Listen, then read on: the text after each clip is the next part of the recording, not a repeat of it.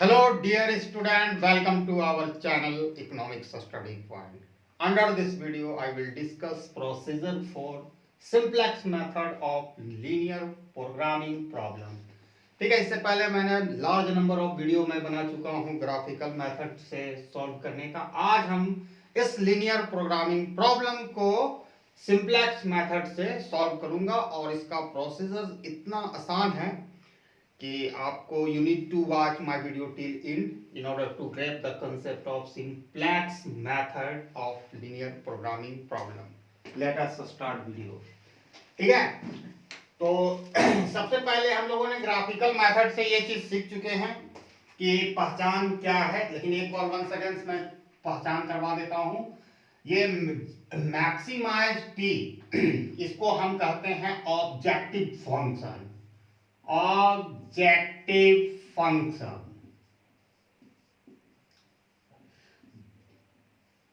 ठीक है। ये दोनों जो जिसमें कंस्ट्रेंट लगा हुआ है लेस देन इक्वल टू, इसको हम लोग कहते हैं प्रॉब्लम कंस्ट्रेंट। प्रॉब्लम कंस्ट्रेंट, ठीक है। ये कोई मैं किताब का मेथड डिस्कस नहीं करूंगा, इसमें बहुत ही सिंपल मेथड से सिंप्लेक्स मेथड का सॉल्यूशन करेंगे। और इसको कहा जाता है x1 x2 greater than equal to 0, जिसको नॉन नेगेटिव कंस्ट्रेंट,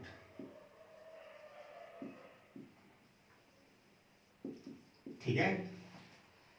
अब सबसे पहले आपको यहां पर देखना है कि प्रॉब्लम कंस्ट्रेंट में कितना इक्वेशन है। तो आप देख सकते हो 1 2 दो इक्वेशन है, तो आपको इंट्रोड्यूस करना पड़ेगा दो, ठीक है, स्लैक वेरिएबल्स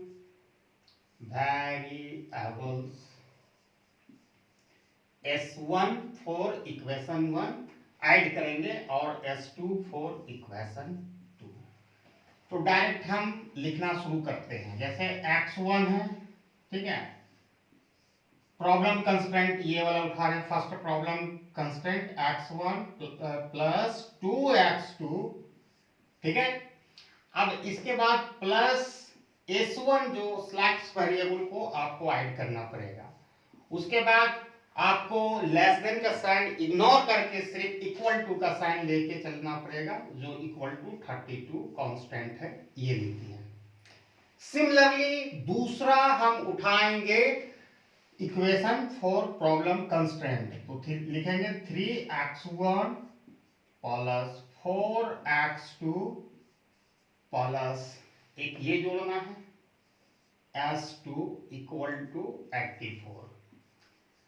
अब नेक्स्ट स्टेप या thing we need to do, अब इसको लिखना है प्रॉब्लम कंस्ट्रेंट। आपको सॉरी ऑब्जेक्टिव फंक्शन क्या दिया, p equal to 50x1 plus 80x2 ये दिया गया है।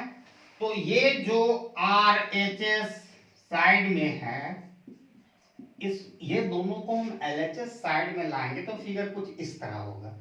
ये दोनों को पहले लिखेंगे क्योंकि x1 और x2 वेरिएबल के साथ हमको माने मैच करते हुए लिखेंगे, तो ये दोनों को इस साइड लाएंगे, माइनस 50x1 माइनस 80x2, ये तो प्लस में है p plus p equal to 0। मैं ये समझाने के लिए किया हूं, ठीक है।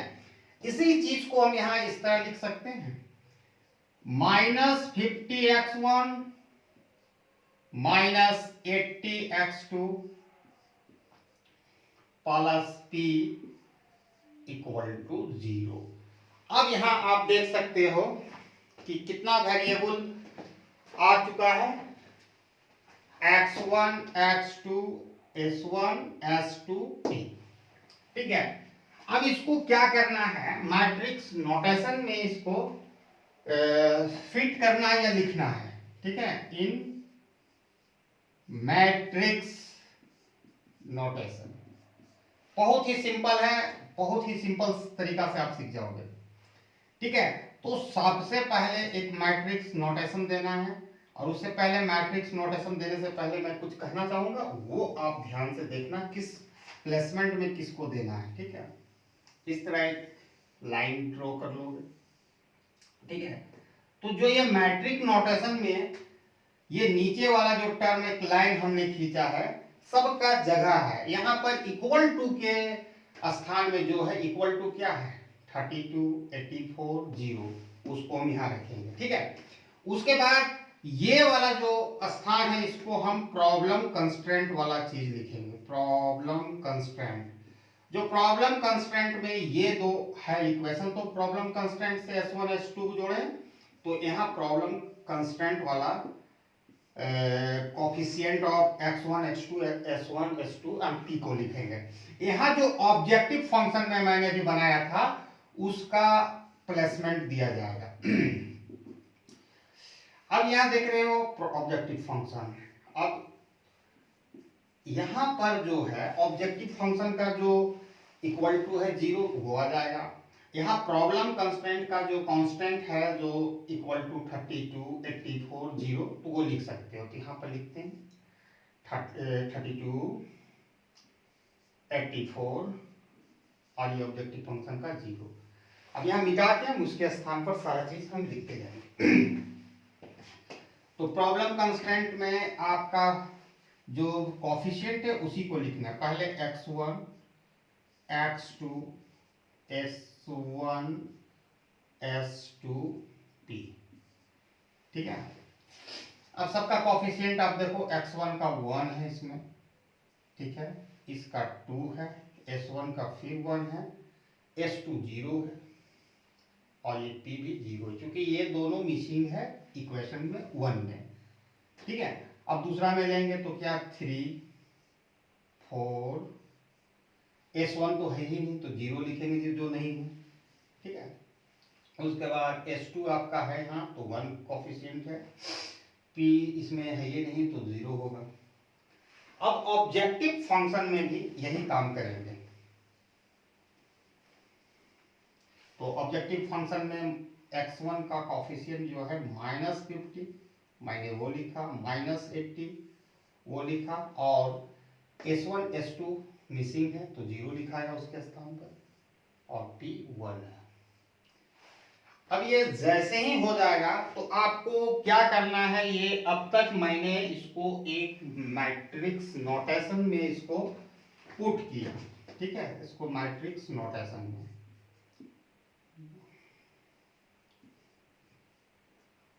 मैट्रिक्स नोटेशन में इसको पुट किया, ठीक है।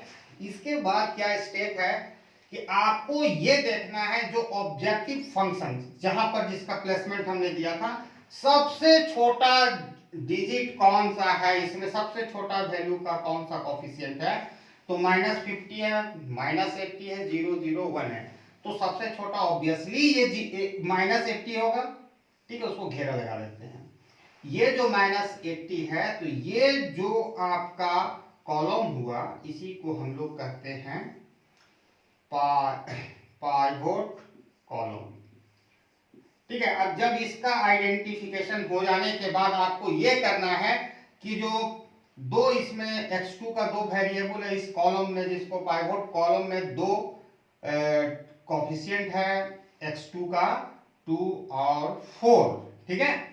ये दोनों को कांस्टेंट से डिवाइड कर देना, 32/2, 84/4। यहाँ देखो दोनों को मैंने डिवाइड किया, इसको 2 को 32 को 2 से और 84 को 4 से। अब यहाँ पर देखो 16 आया और यहाँ पर आ गया आपको 2, 1। तो इसमें जो सबसे छोटा जो वेरिएबल वैल्यू का है उसको घेरा लगा के उसके सिद्ध में जाकर जो पाइवोट कॉलम है और जो स्मॉलेस्ट नंबर होगा दोनों में, यहाँ का स्मॉलेस्ट क्या है 16 के सीधे आकर ये। अब क्या करना है आपको, ये जो 2 आया इसको हम लोग कहते हैं पाइवोट एलिमेंट, और ये जो x2 है, ठीक है, इसको हम लोग करेंगे इंटरिंग वेरिएबल जो इंटर करेगा। यहाँ पर हमने लिखना छोड़ दिया था s1 s2, तो कहने का मतलब है कि जो ये इंटरिंग करेगा वेरिएबल इसका प्लेसमेंट देखो, इसके ये 2 है, ठीक है, 2 है, x2 है, ठीक है, x2 का ही वेरिएबल 2 एंटर करेगा, तो यहाँ पर जो s1 है वो x2, हम नेक्स्ट टेबल में आपको पूरा क्लियर करते चलेंगे। तो एक मैट्रिक्स बनाते हैं,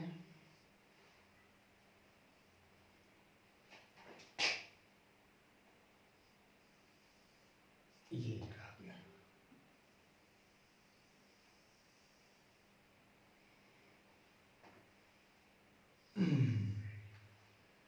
x1 x2 s1 s2 p, ठीक है। और यहाँ जो तीसरा जो प्रॉपर्टी आप दे के चलोगे, ठीक है, ये प्रॉफिट वाला चल रहा है एस। अब यहाँ देखो, जैसे ही ये वाला हमको आइडेंटिफाई हो जाएगा कि ये पाइवोट जो एलिमेंट है 2 है, तो इंटरिम जो आपका वेरिएबल है आपका x2 है, तो ये एग्जिट वेरिएबल होगा, एग्जिट वेरिएबल। तो यहाँ s1 is replace by x2, तो यहाँ पर x2 कर देना है, बाकी सारा का प्लेसमेंट अभी फिलहाल यही रहेगा, ठीक है। अब क्या करना है, ये बनने के बाद ये आप देख लो, बनने के बाद मैंने ये किया। अब आपको सबसे पहले जब हमारा पाइवोट कॉलम पता चल गया, तो उसमें एक चीज आपको करना है, जो पाइवोट एलिमेंट है उसको 1 बनाना है, यानी 1, ठीक है, 1 बनाना है। बाकी उस कॉलम में जितना भी अदर वेरिएबल है उसको 0 कन्वर्ट करना है, विद ऑपरेशन करना है R1 से, यानी रो 1 से। तो रो 1 आपका ये वाला हुआ, रो 2 ये हुआ, रो 3 नीचे वाला हुआ। तो इसको 1 बनाने के लिए अगर हम 1/2 R1 कर देंगे, तो ऑटोमेटिकली ये 1/2 से सारा को मल्टीप्लाई करेंगे, तो 1/2 यहाँ 1 हो जाएगा, ठीक है। तो वो हम करते हैं। यहाँ पर पहला हम क्या कर रहे हैं ऑपरेशन, 1/2 इंटू R1, ठीक है। R1 में 1/2 से हम मल्टीप्लाई करेंगे, तो देखो इसको करेंगे तो 1/2 हो गया, यहां करेंगे 1/2 से तो 1 हो जाएगा, क्योंकि इसको 1 करना है, ठीक है। यहां करेंगे तो 1/2, यहाँ 1/2 को 0 से करेंगे तो 0, यहाँ 1/2 को करेंगे 0। अब यहाँ करेंगे 32 को 1/2 से, यानी आधा हो जाएगा 60। बाकी का प्लेसमेंट उसी तरह रहने देते हैं, 3 4 0 1 0 84, ठीक है। नीचे क्या है, -50 -80 0 0 1 0। अब क्या करना है, जैसे ही ये वाला हम काम कर लेंगे, इसको 1 बना देंगे, जो पाइवोट कॉलम में हम चल रहे हैं। इसके बाद दूसरा स्टेप होगा कि R1 में कुछ जोड़कर, या तो जोड़कर, घटाकर, बाय एडिशन, सब्ट्रैक्शन, मल्टीप्लिकेशन, कोई भी ऑपरेशन करके, मैथमेटिकल ऑपरेशन करके इसको हमको 0 बनाना है। उसके बाद ये इस कॉलम के जितने भी एलिमेंट है, 1 बनाने के बाद जितने एलिमेंट है उसको 0 बनाना है। फिर दूसरा है कि प्रॉब्लम कंस्ट्रेंट में ही पहले इसको 0 बनाएंगे, तब हम ऑब्जेक्टिव फंक्शन बनाएंगे। तो ऑब्वियसली है, हम इसमें कौन सा ऑपरेशन करें ये 0 हो जाए। तो आप देख सकते हो कि यहाँ 1 है, R1 को अगर -4 R1 को -4 से R1 को अगर हम मल्टीप्लाई करें तो -4 होगा, प्लस R2 को जोड़ दें तो ऑब्वियसली ये 0 हो जाएगा, ये टर्म, ठीक है। तो वही मैं कर रहा हूं यहां पर, ठीक है। x2 sp,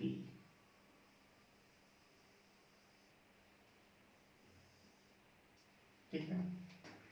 ये 1/2 1 1/2 0 0 16 34 0, ठीक है, नीचे वाला तक कुछ हम किए नहीं तो एज इट इज रहेगा -80 0 सॉरी 0 0 1 0 0 1। अब हम क्या कर रहे हैं कि -4 से R1 को मल्टीप्लाई कर रहे हैं, -4 से, ठीक है, R1 को। तो यहाँ पर -4 इंटू 1/2 क्या हो जाएगा, -2 होगा। -2 + 3 हम जोड़ेंगे, R2 में जोड़ रहे हैं, ठीक है, इसको कितना, R1 को -4 से मल्टीप्लाई किए और R2 में जोड़ रहे हैं, तो 3 + -2 1 हो जाएगा, ठीक है। अब यहाँ क्या है कि -4 + 4 0। अब यहाँ पे क्या कर रहे हैं, -4 से कर रहे हैं तो -2 + 0 = -2, इस तरह हुआ, -2 + 0, तो ये -2 ही रहेगा, यहाँ हो गया। अब उसके बाद क्या है, 0 को -4 से मल्टीप्लाई करेंगे तो 0 और +1 करेंगे तो 1 होगा, फिर 0 तो वो 0 को 0 से जोड़ेंगे, ये होगा। अब 16 4 जा, तो आप 16 माइनस से अब कर रहे हो तो क्या हो जाएगा, -16 4 जा 64। अब प्लस आप इसको तो कर रहे हो 84, सेकेंड रो को कर रहे हो, सेकेंड रो में 84 है, तो ये घटकर 20 हो जाएगा। तो मैं यहाँ पर 1 मिनट 20 लिख दिया, ठीक है। वो ऑपरेशन आप कीजिएगा तब लिखिएगा, बाय मिस्टेक मैंने पहले 84 लिख दिया। कैसे लिखा, सबको मैंने R2 को R1 को -4 से मल्टीप्लाई करके R2 को जोड़ा, तो ये टर्म हमें प्राप्त हुई। अब ये देखो, ये टर्म जो पाइवट कॉलम क्या था, x2 वाला में था, ठीक है, तो x2 में ये 1 हो गया, जो मेरी पहली काम था। दूसरी काम इसको 0 करना था, नेक्स्ट काम है इसको 0 कर देना, तब यहाँ कंप्लीट ऑपरेशन हो जाएगा एक प्रोसेस का। तो इसको 0 करने के लिए फिर हमको कुछ काम करना पड़ेगा। आप देखो यहाँ 1 है, अगर हम 80 इंटू R1 + R3 कर देते हैं तो ऑब्वियसली R3 0 हो जाएगा हमारा, ठीक है। 80 से हम करेंगे तो 80 प्लस 80 माइनस 80 हो जाएगा, ठीक है। R1 से करेंगे तो 80 होगा, और यहाँ ऑलरेडी -80 है तो 0 हो जाएगा। तो ये काम बहुत ही आसानी से हम कर सकते हैं। तो पहले x2, ठीक है, S2,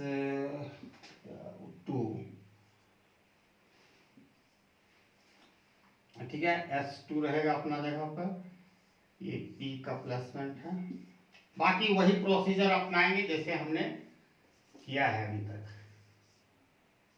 ठीक है।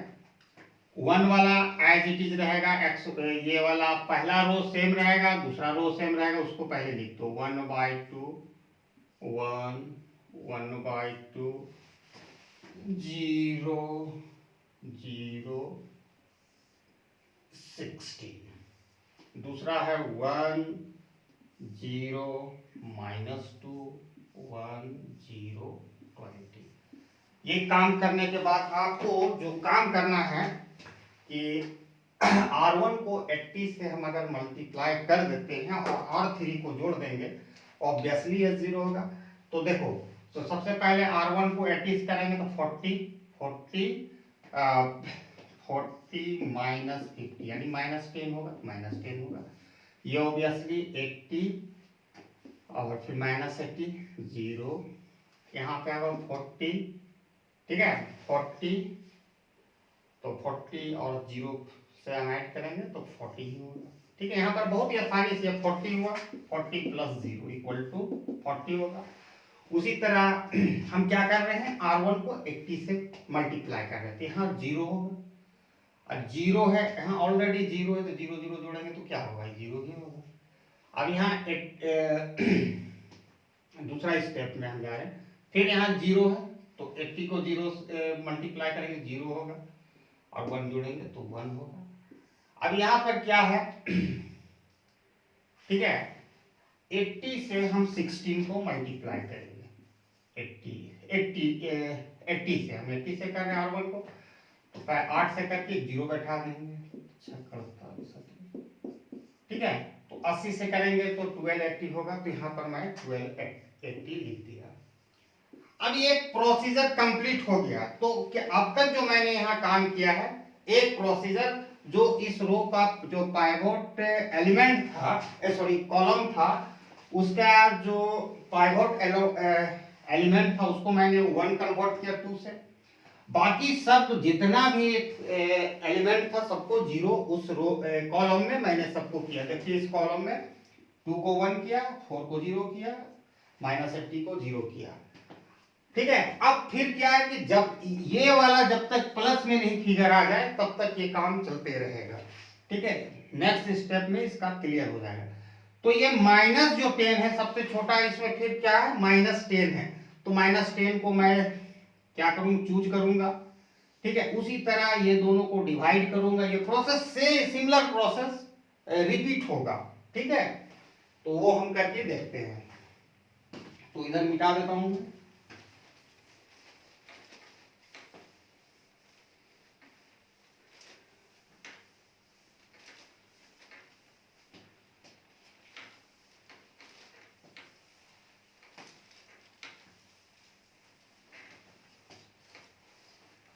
ठीक है, ये टेबल का फिर से हमको यहां लिखना पड़ेगा। तो लिखा जाए, ये रह गया x1। ठीक है, अब ये देखिए यहां वाला एक बात समझ में आ गया। तो जो ये x2 है उस ये इंटर कर गया यहां, और किसके स्थान पर था, यहाँ s1 था, तो s1 चला जाएगा। ठीक है, जो x2 के स्थान पर है तो s1 हम कर देते हैं, क्योंकि हमारा जो पाइवोट सेकंड वाला था मैंने बिठा दिया हूं, सेकंड वाला था, तो यहाँ s2 जो x2 था वो यहाँ आ गया, यहाँ आ गया x2। ठीक है, फिर s2 ही रहेगा। ठीक है, नीचे s2p रहेगा। ठीक है, बाकी x1 x2 p, सिर्फ प्लेसमेंट आपको हम दिखाना चाह रहे हैं कि वो बदलते रहेगा आपका। फिर ये उसी तरह का टेबल हमको प्रिपेयर करना पड़ेगा जैसे एज इट इज ये है।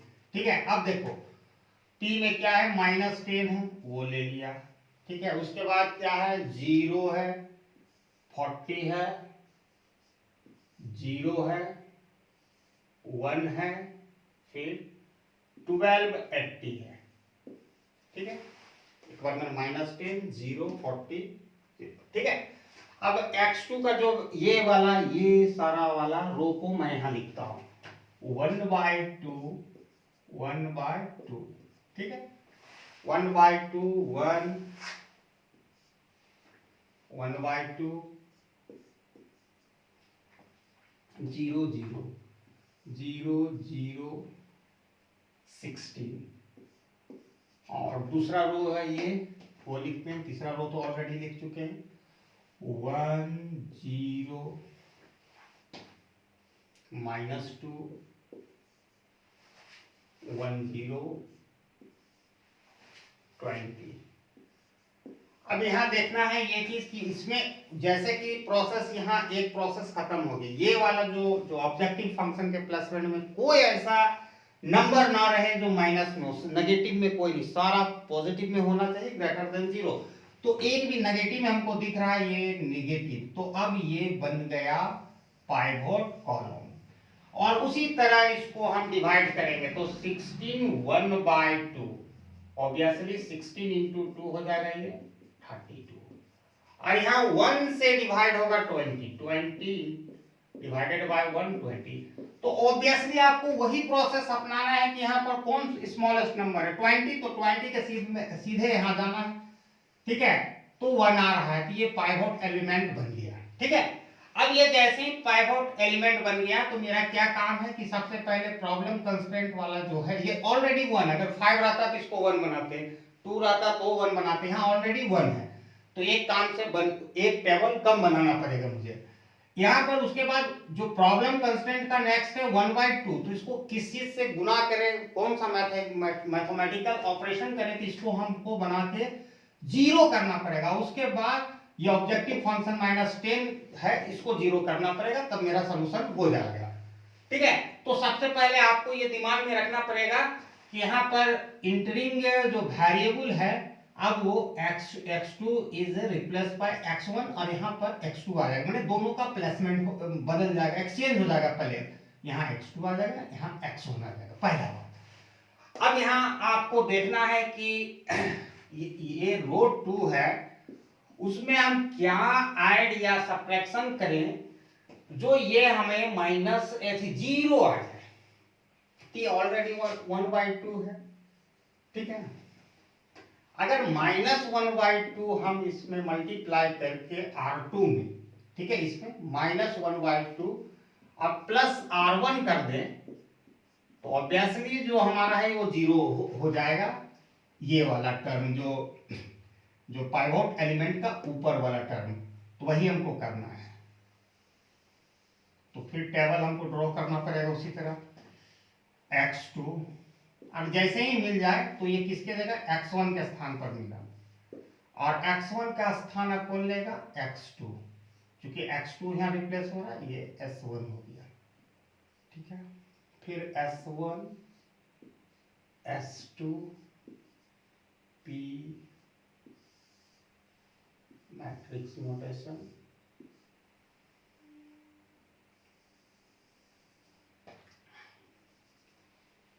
ये हमारा ऑपरेशन हो रहा है यहाँ पर -1/2 से करना है, p कर देते हैं ऐसे। हाँ, सारा चीज तो आपको हम यहाँ पर ये इसका तो कुछ नहीं होगा, जो माने R2 है वो तो एज इट इज लिखा जाएगा। तो R2 को हम लोग लिखते हैं 1 0 -2 1 0 20, ये है R2, ठीक है। अब R2 को हम -1/2 से मल्टीप्लाई करेंगे और R1 से जोड़ेंगे, तो -1/2 प्लस 1/2 इक्वल टू 0, ठीक है। वेरी सिंपल है, -1/2 से हम इसको करेंगे तो -1/2 और यहाँ ऑलरेडी प्लस है। 0 R2 को किससे करेंगे, 0 इंटू -1/2, 0 प्लस 1 1 होगा। अब क्या है, R2 को हमको -1/2 से करना है, यहाँ -2 ऑलरेडी, और फिर -1/2 से हम करेंगे तो माइनस इंटू माइनस प्लस, ये भी कट जाएगा, यानी +1 होगा, ठीक है। तो 1, ठीक है, 1 हुआ, तो 1 को 1/2 को हम ऐड करेंगे तो 3/2 होगा ये, तो यहाँ लिखेंगे 3/2, ठीक है। अब क्या है, R2 को -1/2 से हमको मल्टीप्लाई करना है, ठीक है। तो -1/2 प्लस 0 करेंगे तो -1/2, अब यहाँ जीरो करेंगे और 0 को भी जोड़ेंगे तो 0 होगा। अब -1/2 से करेंगे तो ये हो जाएगा -8, 16 का -8 हो जाएगा, और प्लस सॉरी हाँ यहाँ सॉरी ये R2 को हम करते जा रहे हैं, देखिए R2 को, ये ठीक है, R2 को -1/2 से हम किए, -1/2 -1/2 हुआ, फिर 0 से करेंगे तो 0 प्लस 0 0, ठीक है। अब क्या है कि इसको हम करेंगे -1/2 से 20 को, तो -10 होगा, ऊपर वाला हम R1 को जोड़ भी तो रहे हैं, 16 होगा, तो यहाँ पर 6 होगा, तो वो चीज हम यहाँ लिख दिए, ठीक है। थोड़ा कैलकुलेशन करने में काफी ध्यान देने की जरूरत है। अब क्या नेक्स्ट है, -10, थर्ड रो को लिख देना है 0 40 0 1 12 80, ठीक है। तो आप देखो ये हमारा पाइवोट कॉलम था जिसका ऊपर वाला 0 हो गया, ये 1 ऑलरेडी हमको प्राप्त हुआ था। अब इसको हमको किस चीज से, R2 को हम मल्टीप्लाई करें, ठीक है, पाइवोट एलिमेंट का जो रो होगा उसी से ऑपरेशन करें, जो ये 0 हो जाएगा, तो ऑब्वियसली है कि R2 को अगर हम 10 से मल्टीप्लाई करके R3 जोड़ देते हैं तो ऑब्वियसली ये बन जाता है 0, देख सकते हो आप। तो वो काम हम लोग करते हैं।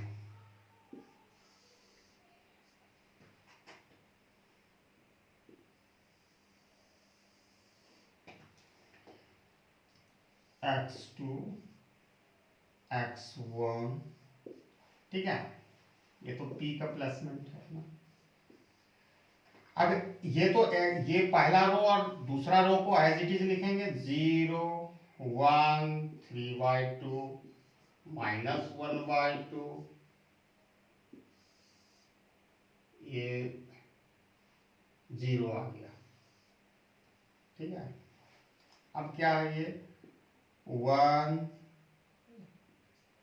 0 -2 1 0 6 20, इतना तो क्लियर है कि 0 1 3/2 -1/2 0, और ये हमको तो यहाँ करना है, तो R2 में हम 10 से मल्टीप्लाई कर रहे थे, R2 तो ये है 10 से मल्टीप्लाई करेंगे, +10 से जोड़ -10 से, तो यहाँ पर तो +10 -10 = 0। अब यहाँ आते हैं 10 से मल्टीप्लाई करेंगे 0 को तो 0 होगा, 0 नीचे ऑलरेडी 0 होगा, फिर यहाँ -20 और यहाँ 40 है, तो -20 + 40 तो 20 होगा, +20, ठीक है। अब यहाँ क्या है 10 से करेंगे 0 से ऐड करेंगे तो 10 हो जाएगा। अब यहाँ क्या 0 से मल्टीप्लाई करेंगे, सॉरी 10 से मल्टीप्लाई करेंगे 0 को तो 0 होगा, और 1 जोड़ेंगे तो ये 1 ही रहेगा। अब यहाँ क्या 10 से करेंगे तो 200 होगा, और 200 में 12 80 जोड़ देंगे, ठीक है, तो 1480 होगा, तो 1480। अब यहाँ देखो कोई भी एलिमेंट जो ऑब्जेक्टिव फंक्शन में माइनस में नहीं, इसका सोल्यूशन हो गया। अब x1 का वैल्यू देखो क्या हो गया, ये वैल्यू हो गया x1 का, ये हो गया x2 का, s1 जो आपका आ रहा है ऊपर से s1, तो ये s1 है और s2 का, दोनों का वैल्यू 0, और p का वैल्यू मैक्सिमम जो है ये p का वैल्यू हो गया। मैं लिख देता हूं x1 x2, ठीक है, s1 s2 p। अब देखो x1 का वैल्यू यहाँ देखो, यहाँ आ गया x1, तो x1 का वैल्यू यहाँ क्या है, ये यहाँ से लेना है आपको, x2 का वैल्यू ये होगा, तो x1 का वैल्यू 20, x2 का वैल्यू 6, क्लियर। s1 का वैल्यू क्या है, ये लेना है, ये लेना है, दोनों 0 0 है। अब p का वैल्यू जो है ये वाला हो गया, p के जो सीधा है p का वैल्यू, x1 का सीधा है x2 का वही वैल्यू है, तो 1480 हो गया। ये हमारा सिंप्लेक्स मेथड से सॉल्यूशन मैंने इसको प्रेजेंट किया है। तो इसमें सबसे बड़ी बात है किताब में और भी फर्स्ट मेथड दिया गया, काफी डिफिकल्ट टू अंडरस्टैंड। इसमें एक प्रोसीजर को समझना, और इसको अगर यहाँ भी 0 नहीं होता तो फिर टेबल बनाते हैं, ये वाला जो ऑब्जेक्टिव फंक्शन वाला जो एलिमेंट है सबको पॉजिटिव में कन्वर्ट कर देना है, और जैसे ही पॉजिटिव हो जाएगा तो हमारे यहाँ पर उत्तर p = मिल जाएगा। So I think everybody got the concept I discussed under this video, and thanks for watching my video till in. Jai Hind.